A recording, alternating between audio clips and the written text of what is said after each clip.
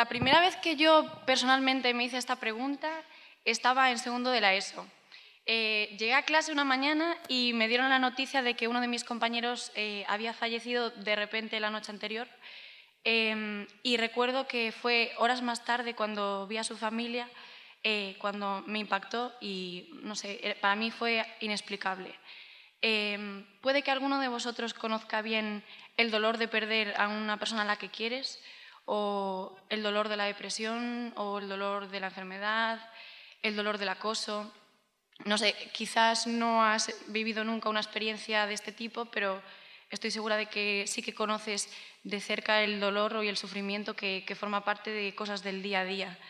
Y de hecho, lo pienso y soy consciente de que a lo mejor algunos de los que estáis aquí ahora mismo estáis pasando por un momento difícil, un momento de mucho dolor, en el que ni la pregunta que ellos, ni la respuesta que ellos den, ni cualquier otra respuesta parece que son suficientes. Entonces, si ese es el caso, lo primero que quiero decirte es que lo siento mucho. Yo creo que en momentos así, cuando vivimos esas cosas, es normal preguntarnos cómo es posible que Dios esté ahí, ¿no? ¿Cómo pasan estas cosas si Dios existe? Porque por un lado, si Dios no existe, entonces no tenemos nada que preguntarnos. O sea, si lo único que hay en el mundo son fuerzas naturales, nuestro sufrimiento ni siquiera es importante, o sea, ni siquiera es un problema, ¿no? Las cosas son como son y ya está. Pero es que si Dios existe, no solo tenemos razones para pensar que eso está mal, sino que tenemos a alguien a quien podemos preguntarle por qué pasa, ¿no? Y una de las primeras cosas que vemos en la Biblia es que Dios no nos creó para sufrir.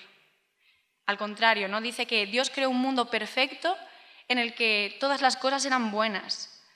El dolor, el sufrimiento, la maldad, la muerte, no eran parte del plan de Dios para nosotros. De hecho, es curioso porque todos estaremos de acuerdo que cuando vemos sufrir a alguien a quien queremos, algo dentro de nosotros es como que nos dice profundamente que eso no debería ser así, ¿no?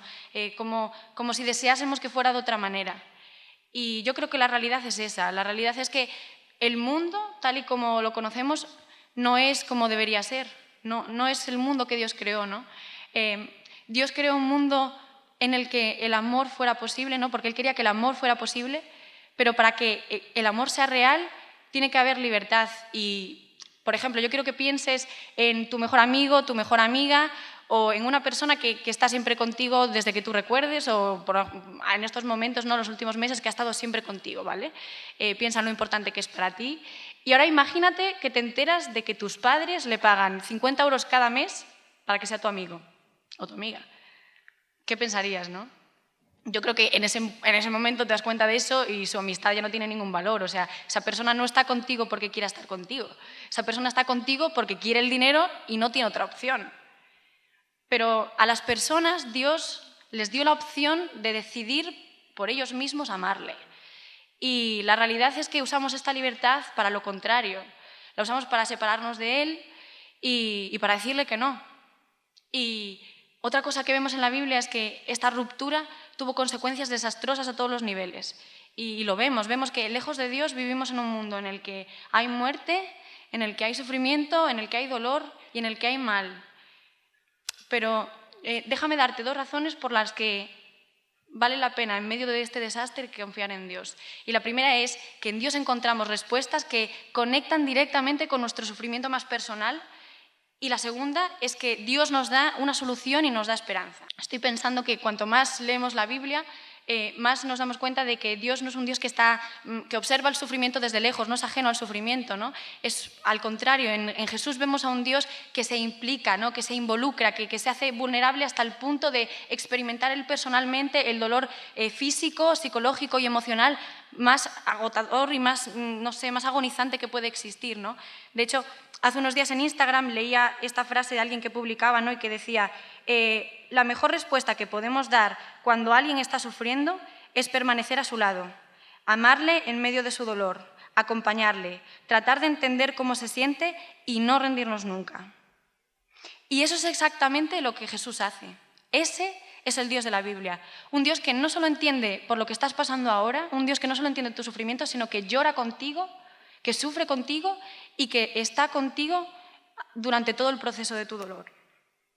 Y lo más impresionante de todo es que es un Dios que nos da una solución, ¿no? Nos da la esperanza de saber que, aunque ahora sufrimos, este no es el final de la historia, ¿no?